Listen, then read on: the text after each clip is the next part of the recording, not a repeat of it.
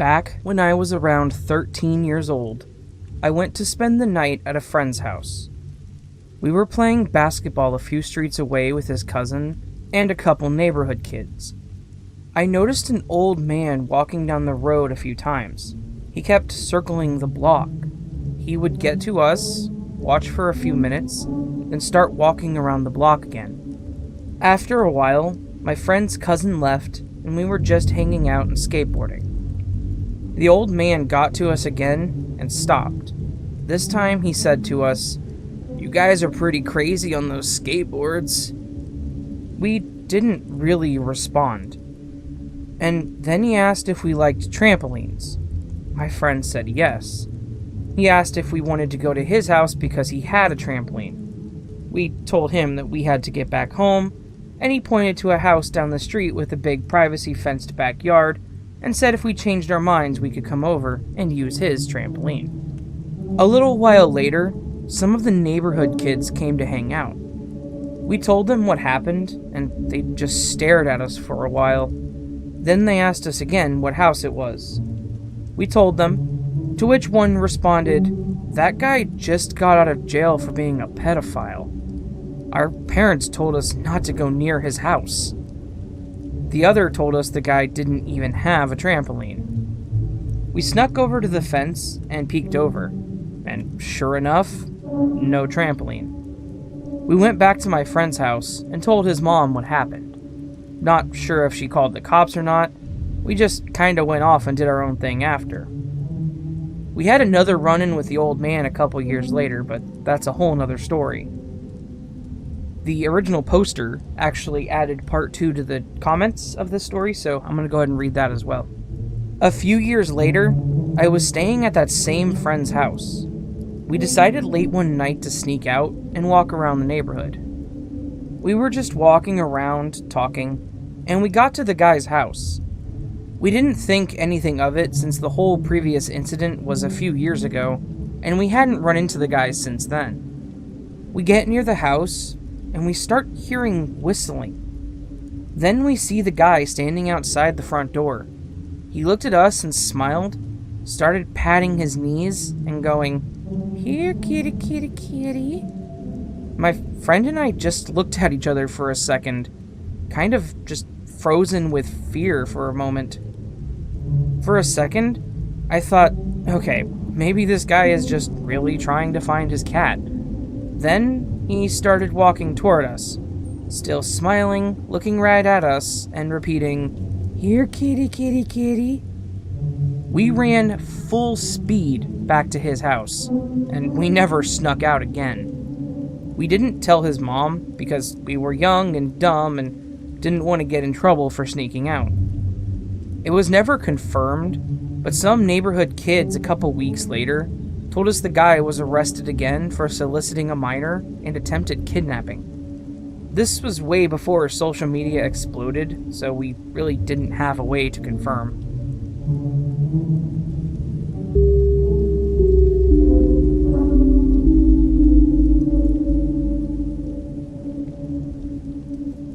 Okay, so this just happened this morning, and my housemates and I are still pretty freaked out, so I thought I would share. This morning at 5 a.m., I was woken up when my roommate called my name and told me quietly, "Oh my god, there's someone at the window."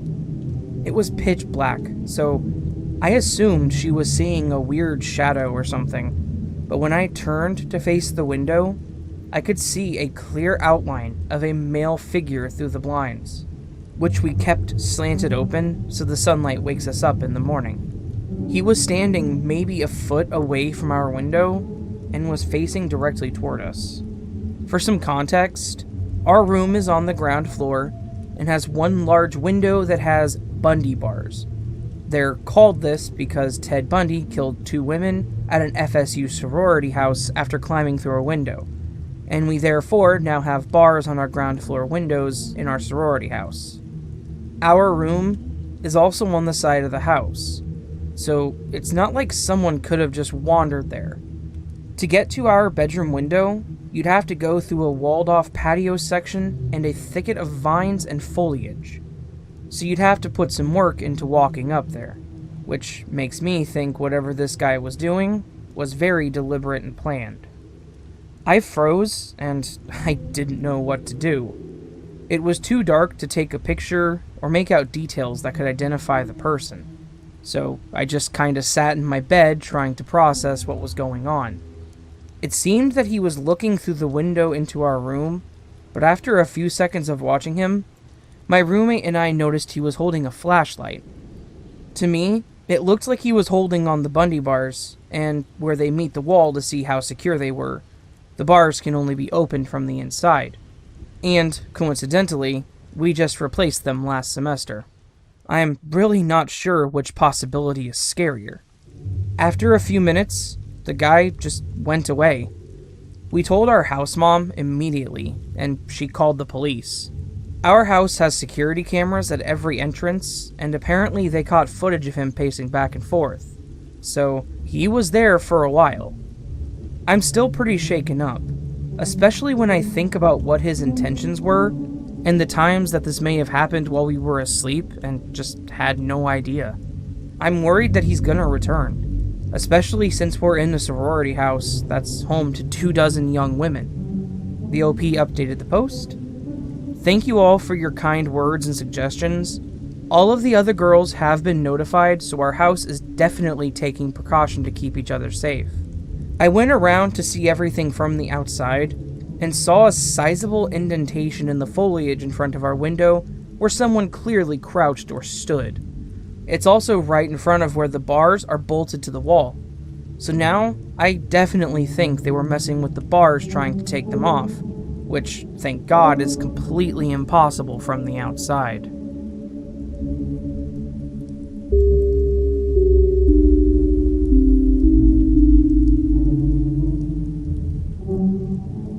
So, my husband works nights and sleeps days, and I'm a stay-at-home mom, which means literally 24/7 it's me and my kids due to not living near my family. They're about 2 hours away. One weekend, I just really needed a break of sorts from my kiddos, so I decided to go for the weekend to visit my family. The day before we were going to go home, my kids had run out of snacks, so I took my then 18-month-old daughter and then 9-month-old son to Walmart to get some snacks among having a good walk around the store, you know. This Walmart is known to have panhandlers and such that hang out in the parking lot, but they don't usually follow you into the store. It's a relatively safe area, and I never had an incident like this before. My grandma had went with us, and she likes usually to push the cart. So that means I was walking along sort of free of kids and accidentally bumped into a woman. I stopped and apologized, and I asked if she was alright. She was. She asked the same, and I was too. We then smiled at each other and walked our separate ways. I was still smiling as I was walking over toward my grandma and babies, and noticed a man standing off the side kind of staring at me. Imagine a super skinny dude with a shaggy haircut and a goatee that looked kind of greasy. Not like a homeless guy, but like someone who hasn't showered in a good 3 days. I didn't think anything of it at first, and thought, sometimes people look around and wind up inadvertently looking at you. No big deal. My family and I continued on down a few more aisles when my grandma tried to discreetly motion for me to look behind her. Me, having no tact whatsoever, asked what's up hella loud. She then whispered, "That guy is following you." I, at first, had no idea what she was talking about, but I looked up, and there he was. I got kind of creeped out feeling, but not to scare her or my kids, I said, "Maybe he just needs something from this aisle. It's fine." Just to be safe, I put myself between them and the man, and I ushered them off to another random aisle far away from that one. He wasn't there right at first, which made me feel a bit better, like maybe I was being creeped out for no reason. So I just started to go about my business.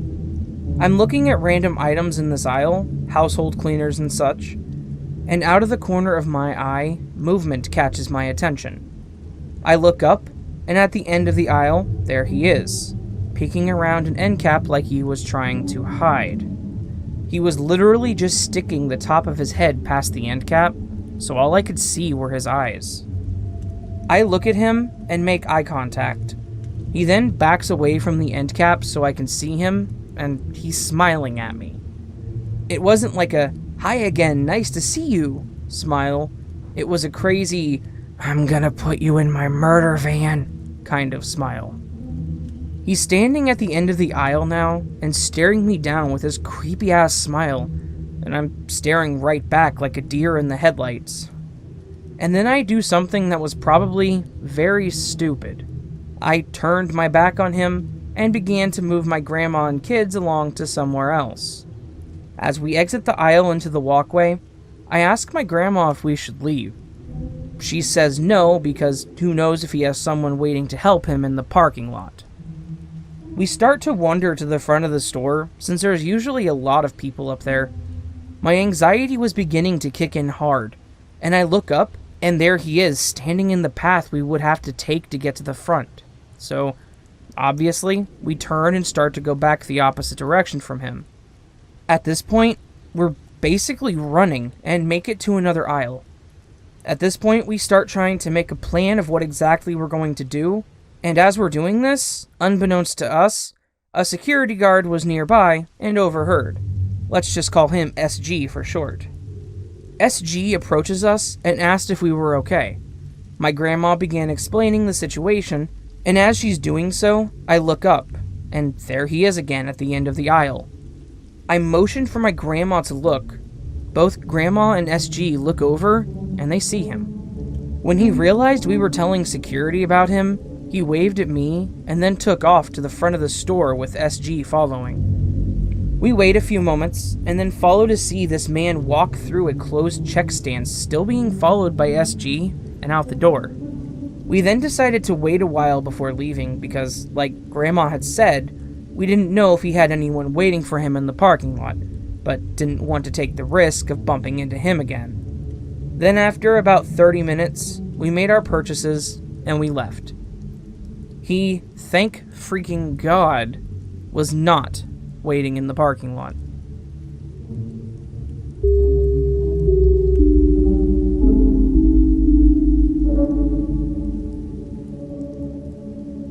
Let me start off this next story by saying that it's going to sound kind of familiar to those of you that have been around my channel for a couple months. I've actually read this story before, but the story that I plan to use for this video is a follow-up to this one, so I kind of wanted to read the original one first and then do the follow-up because it works better that way. That way I'm not reading a follow-up story and then you don't know what happened originally and it doesn't make as much sense. So, alright, here's we go. Back when I was either 6 or 7 years old, I had a nightmare. A nightmare that changed everything. One night I stayed up with my father watching alien movies, and stuff was getting too real for me, so I went to sleep. A few hours later, I woke up due to a horrible dream I had had. I called out for help, but no one came. Even the ones I shared a room with didn't wake up. I gave in and decided to go to my parents' room. I got out of the bed, turned on the lights, and then I quickly ran across into my parents' room. "Mom? Dad?" No response. I got on the bed and tried waking my mom up. She didn't wake up. I tried my dad, and fortunately, he did wake up. We tried to wake my mom, only to discover that she had passed out. We called for help and then went to check on my sister and the housekeeper. They were both unresponsive. Help arrived, the neighbors, and the watchman. Well, later on, my father discovered that the housekeeper had forgotten to remove the charcoal grill, and it had led to the poisoning of the air due to the carbon monoxide. That's why everyone was passed out and unresponsive. I'm kinda glad I stayed up and watched that movie with him. Otherwise, I would have probably had a peaceful night and woken up to a house full of dead people. That's the original, here's the follow-up. So on the 4th of February, my friend came to my place for a sleepover. We decided to make burgers together. He was quite new to cooking, so I challenged him to saute the patties as I prepared the buns, tomatoes, and onions. When we finished, we went to the living room to eat and binge-watched some series called The Stranger. We both had class at 7 a.m., so we decided to go to sleep early. I remember as I was sleeping, I had a nightmare, and in my nightmare I somehow had a way of figuring out how I would die. And when the moment would come, I didn't die. Then I'd figure out another way, and it got to a point that I just woke up and I decided to recite the Lord's Prayer. I drifted off to sleep, and my alarm woke me up at 6:30 a.m. I was too tired to go to school. I decided to continue sleeping and woke up at 11:40. I went to the kitchen to make some coffee, and that is whenever I noticed that we had once again slept with the gas on.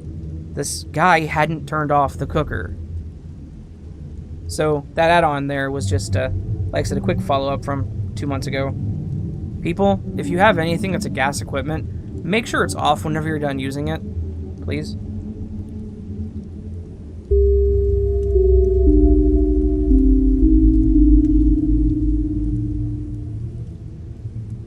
As an FYI, this is my first post, so please forgive me. Also, I'm not entirely sure if this is the right place to post this story, so please let me know. For context, this happened a while back. I believe I may have been either 16 or 17 years old when this story took place. I just recently turned 20, and I'd also like to note that I was, and still am, a small woman. At the time this took place, I was probably about 5 foot 2 inches and 82 pounds. Being as small as I am, I'm a fairly paranoid person, so maybe to some this won't seem like that odd of an encounter. Anyway, on to the story. I was walking around Walmart with my best friend Catherine, just killing time, when I noticed that one of the workers, an older man, was watching me as we browsed the aisles. If I had to take a guess, I would say that he was in his late 40s or early 50s. He never approached me, so I didn't think much of it. Maybe he mistook me for someone he knew. Eventually, after a while, we grew bored and decided to leave. She dropped me off back at my house, and then she went home. Just as I had crawled into the bed for the night, I received a notification on my phone. It was a friend request on Facebook. I didn't recognize the name, so I opened it. I was shocked to see that it was the Walmart worker. The weird part is, I don't recall either of us saying my name while we were in that store. Even if I had said my first name, I certainly did not mention my last name. I wish I would have taken a picture of it before I deleted the request, but I didn't. He never sent another one, and he didn't message me. For that, I'm glad. But every time I would go into the store, he would notice me, and he would just watch me. It felt like he was following me around the store. A year or so back, I had gone into Walmart with my boyfriend. We were killing time before a date. The movie wasn't starting for another hour or so. I was in a fairly nice dress and heels. I received a few odd glances, but those didn't bother me. What did bother me, though, was the man. The moment my boyfriend left my side to use the bathroom, he got closer to me. I had been sitting on one of those benches right outside the bathroom. There was a door beside the one that I was sitting on. Not sure what it was for. But just moments after I sat down, the worker walked over to the door, maintaining painfully long eye contact with me as he passed through the door. Lately, I have not seen him on any of my shopping trips, and I hope it stays that way.